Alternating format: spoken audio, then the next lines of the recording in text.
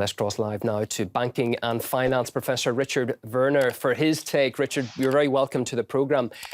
Bondholders haven't yet confirmed receipts of that payment, though Moscow says it's made it. Is it too early to say the transaction is successful or not? I think it happened on Tuesday. Yes, well, certainly from a Russian perspective, the obligations have been fulfilled to the extent that it has been possible. Russia has done everything it could in order to effect these payments. But because they're in US dollars, this means, according to the rules of international banking, a US correspondent bank is required as a recipient, and this is what has happened. And so therefore it is in the hands of a US bank. And of course, at the moment, the bets are off what the US bank is told to do by the US government, which may even have an interest in creating a technical default. We don't know.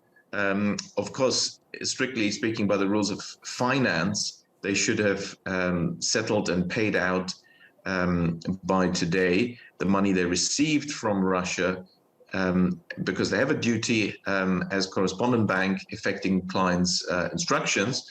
But we have this sanction regime, and therefore it is up to the US government whether they actually allow the payment. It would be ironic if they didn't. And then it's important for people to realize what's going on, because Russia has made the payment. A lot of ramifications, as you say, Richard, but what would the fallout for investors in other countries be if the payment's not accepted? Yes, well, as we heard, I mean, there is a difference between a real default where the debtor cannot pay and therefore is not paying because there's no funds available, there's no resources. That's not the case. Russia has plenty of resources.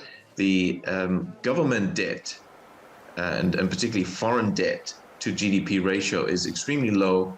Russia is one of the lowest debt countries in the world, and of course has resources, has educated workforce, has, is the biggest country by landmass in the world. So there's no real risk there.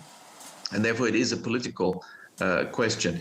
But even if a technical default is forced by blocking these payments, essentially, well, there is a short-term cost, and there will be short-term ramifications.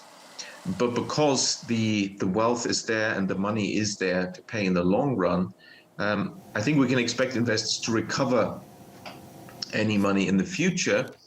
But it's a question of what happens in the short term, and we could see a negative short-term impact on the markets. Again, anything Russian, Russian related, taking a hit.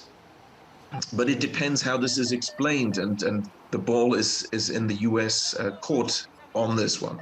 Another aspect of this as well is that some international creditors have warned that they won't accept Russia's debt payments if they're made in rubles, which has been talked about.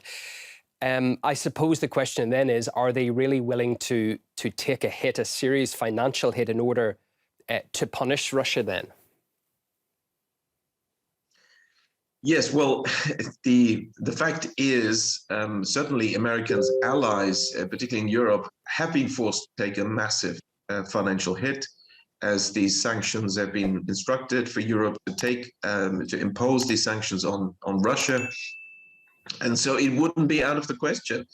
But it seems to be part of a policy that already started, at least in 2020, under the COVID regime and restrictions, whereby various forms of shortages are being imposed by government policy, and the sanctions are nothing different.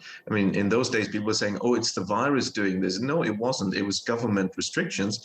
Now they're saying, oh, the war is doing this. No, it didn't. It was government sanctions and restrictions. Yeah, very interesting. If Russia does default at some point, then in the near future, if that does happen, what implications do you think it would have for the global economy? Well, we would see essentially a repeat of the worst stage of the Cold War era, where there was not a complete, but there was pretty much an economic split between those countries that traded with the West and the US bloc or the US empire, whatever you want to call it, and then either non-aligned countries or the Soviet bloc as it was then. And nowadays, of course, it would be actually, when you look at the number of countries, then there's a substantial number of countries that would be able to trade, that Russia would be able to trade with, not just China, but there's many countries in the Middle East, in Africa, and so on. But of course, the IMF and the World Bank, which has a lot of sort of power over developing countries, would likely exert that power to enforce more countries to come on board with the US sanction regime.